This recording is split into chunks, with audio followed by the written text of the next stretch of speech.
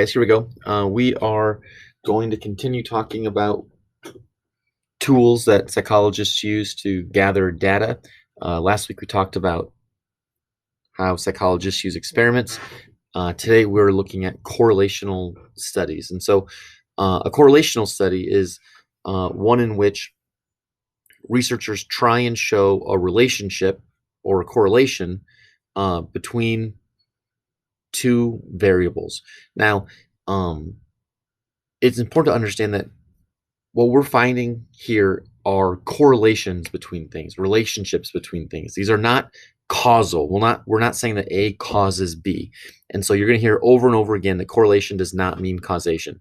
That's really important. I promise you, questions will come up asking you about the causal explanation for some type of correlational study, or it'll ask for the effect, the result of some correlation. And what you're expected to understand is that just because two variables are correlated, just because they're linked, that does not mean that they cause, that one causes the other. So a good example is, people who carry lighters are much more likely to get cancer. Now, the carrying of a lighter and developing cancer, those are variables that are correlated, but lighters don't cause cancer. Of course, the correlation hinges on a third variable, and that third variable is that the person is a smoker. So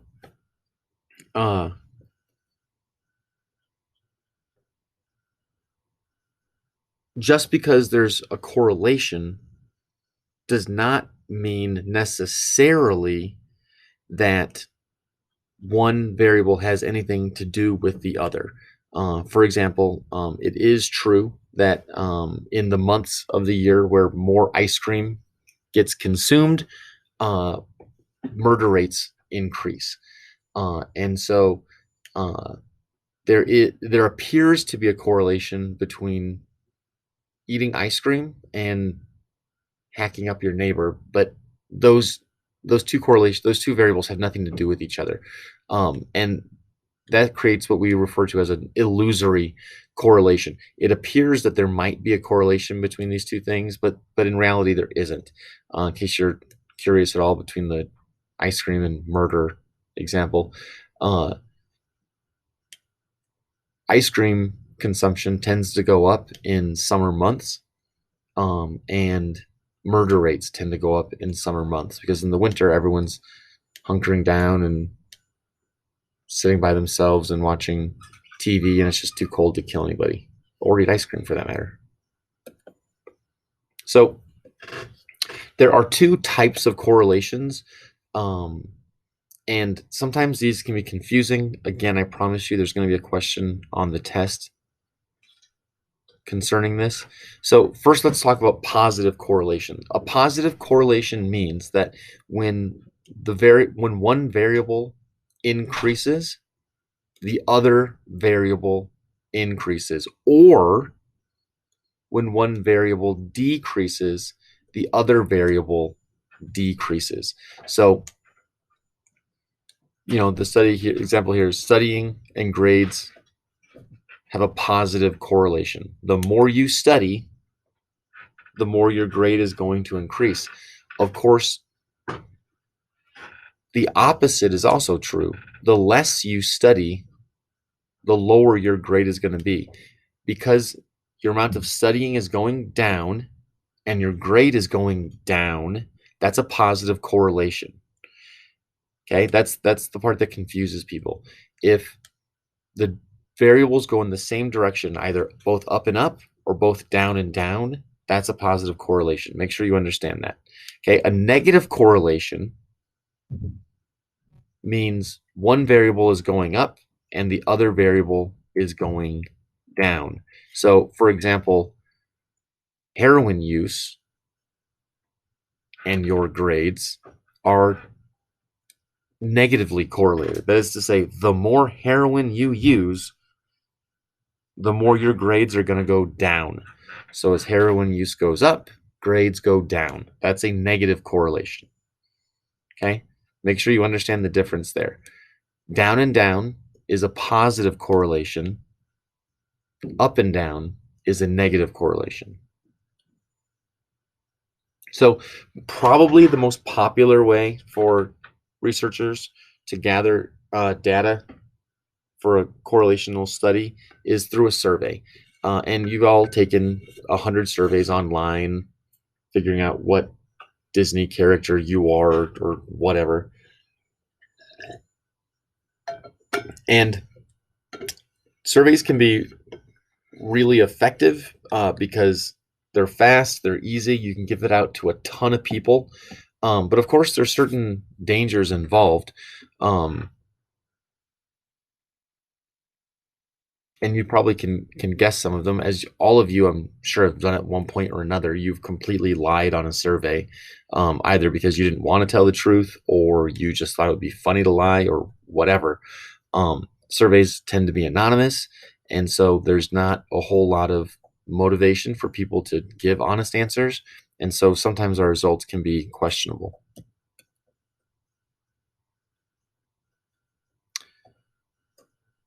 So, like I said, they're quick and easy. It's easy to create data that measures the correlation between, whatever variables you're looking at. Some of the problems are that we tend to get a pretty low response rate. So if you give out 100 surveys, you'd be lucky to get half of those back, probably a lot less. And it makes it harder then to really have a random sample, because you're not just getting a perfect sample of your population, you're getting a group of people who were willing to take the survey. For whatever reason, they chose to take your survey, and that's no longer random. Then you have a group of people who wanted to take your survey. So it's a lot harder to actually create a real random sampling, because you need to ensure that you're getting a genuinely random group of people, just like we talked about last week. Another way to gather data is through naturalistic observations. And these are when you watch your subject in their natural environment. Because as we already talked about last week, laboratory experiments can be misleading because oftentimes the subject behaves much differently in a fabricated laboratory setting. And when you see that subject in real life, their behavior might be significantly different. So it can be really helpful to observe subjects in natural environments rather than fabricated ones. So one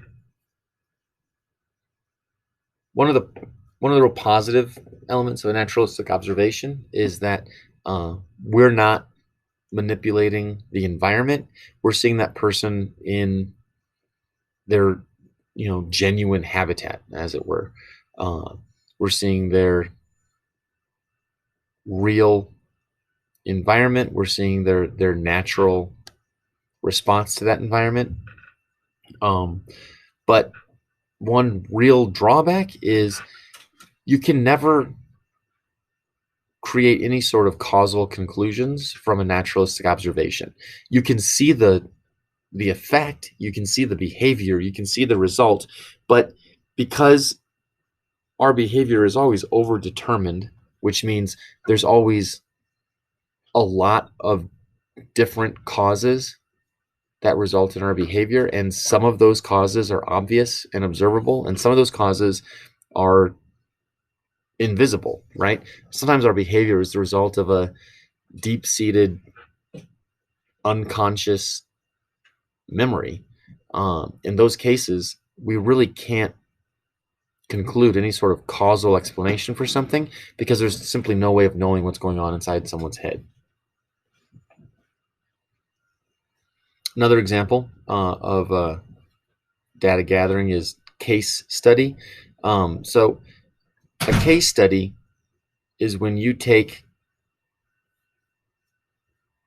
a specific subject or group of subjects and you follow them over an extended period of time. And you can draw a huge amount of information from those case studies.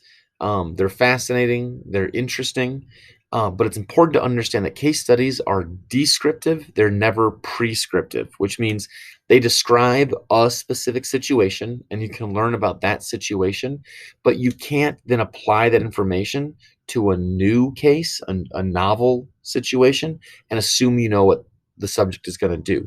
Just because your case study behaved a certain way doesn't mean someone else will behave the same way, even in the same situation. So we don't even get correlational data from a case study. We only get descriptive information. Now, two types of case studies are longitudinal and cross-sectional. So a longitudinal study is going to take a group of subjects and it's going to check in on them regularly over a long period of time. You use the same subjects throughout the entire study, and maybe you learn about the aging process or something like that. Information that you can gain over a long, sustained longitudinal study. A cross-sectional study is a snapshot study. So you look at a large group of people that all make up the same cohort. So maybe you're looking at, study habits of high schoolers. Over the course of maybe a week or two, you study habits of a lot of high schoolers, hopefully in a lot of different places in the country. And you get this great snapshot of what high school behavior is like at that specific time across a large swath of people. That's the cross-sectional study. All right, so problems that we have gathering data tend to be the result of bias. So we have experimenter bias, which is an unconscious assumption that the experimenter has. And sometimes because we have an unconscious bias towards a certain expectation, a certain result, we set up our research or we explain our data through that specific lens. So if we're doing a study habits of high schoolers study, and unconsciously we believe that high schoolers in America are lazy, that's going to that's going to color our results. We're going to explain our results differently because we have that unconscious expectation or bias. And this is known as the expectancy bias. So I expect a certain outcome. I expect high schoolers to be lazy. And so when I have examples of lazy behavior, I probably pay too much attention to those examples. And when I have examples of hardworking high schoolers, I probably tend to ignore those. I probably tend to explain those away as being anomalous for whatever reason, because my expectancy bias says high schoolers are going to behave one way, and that's what I'm looking for. Now, a great way to reduce that bias is through blinds. And specific, so when you set up an experiment, and if the subjects are unaware whether they're in the research group or the control group, that's known as a blind experiment. That's good, but it doesn't get rid of the experimenter bias. The best thing that you can do is make sure that the subjects don't know what group they're in and the experimenters don't know what group they're in. That means it's a double blind experiment. So right now we're studying the effectiveness of COVID vaccine. And that's a double blind experiment. So the doctors that are giving out the vaccine or the placebo have no idea themselves who's getting what. There's a whole separate group of people who actually know who, which subjects are getting the vaccine, which subjects are getting the placebo, and they're not involved at all. They simply have these lists of what's vaccine, what's placebo. The doctors who are administering the vaccine and the shot, they haven't a clue who's getting what. And that's to eliminate that expectancy bias. Because maybe if they know these people are getting the vaccine, maybe they get treated differently. And if they get treated differently, that's going to invalidate the results of the study. All right. Another type of bias is known as hindsight bias. This is where we tend to think that we had more information after the fact than we really did. And you get that all the time where someone says, "Oh man, you know what? I knew that person was a bad person all along," or "I knew that you shouldn't have done that from the beginning." And we can convince ourselves that we really did have this innate knowledge, but the fact is that we're just suffering from hindsight bias. Another problem can be overconfidence. It's incredibly common to have a really unrealistic and unjustifiable positive opinion of ourselves or our behavior, and that can result in pretty inaccurate views. 82% of drivers in the U.S. Think that they're in the top 30% of safe drivers, which means 50 over half of us are wrong, and that kind of overconfidence can really cloud our judgment because we simply assume that we're doing something the right way, and we assume that other people are doing it the wrong way.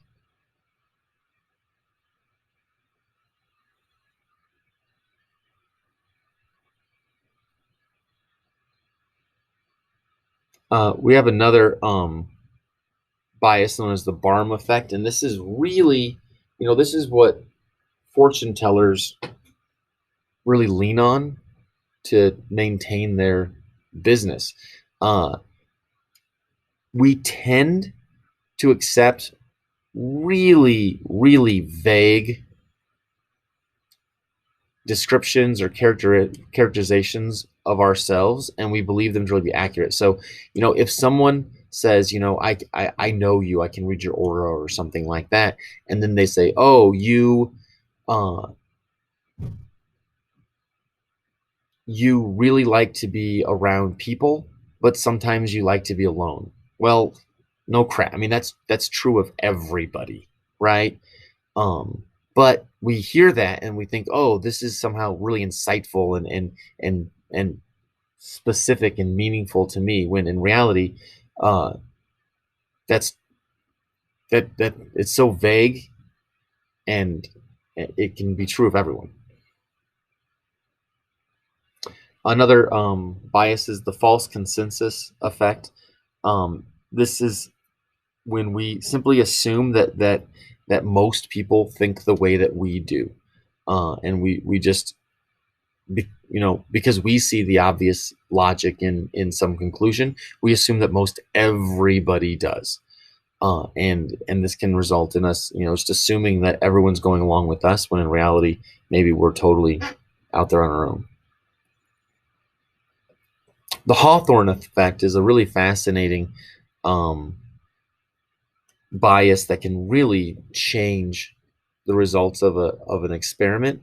And what we find is that when people know they're being watched, they tend to change their behavior. And so if you're trying to get an accurate understanding of the way people behave, letting them know, hey, we're watching you is probably not a good way to do it, because as we all know, as soon as we feel like we're being watched, we tend to focus more, we tend to work harder, we tend to be more productive. And as soon as we change our behavior, all of that data that you can collect becomes invalidated. All right, a couple more confounding variables that can interrupt and ruin our research. Placebo effect. We already talked about this, I think. You give someone a placebo and tell them that you're giving them a drug. A lot of times, they will experience the effects of the drug, even though you haven't given it to them. A great example is if you give someone a sugar pill and tell them that it's aspirin, if they're suffering from a headache and they take that placebo, there's a really good chance that their headache will go away. Now, their headache is gone, which is terrific because their problem is solved, but their headache is gone because of a placebo effect, not because of any medicinal value in the sugar pill. Another confounding variable can be order effects. So the way we create a survey, the way we ask people to perform certain tasks is really order specific. So, for example, maybe we have a list of 10 questions that we're asking in a survey, but we really only care about 2 or 3 of those questions. And maybe for some people, we put those questions at the very beginning of the survey. And for other people, we put those questions at the end of the survey. Well, the people who took it and answered those questions at the beginning, they may have been more focused than the people who answered those questions at the end of their survey. And so if you change up the order or the position of your experiment, you're probably going to alter the outcome of your results.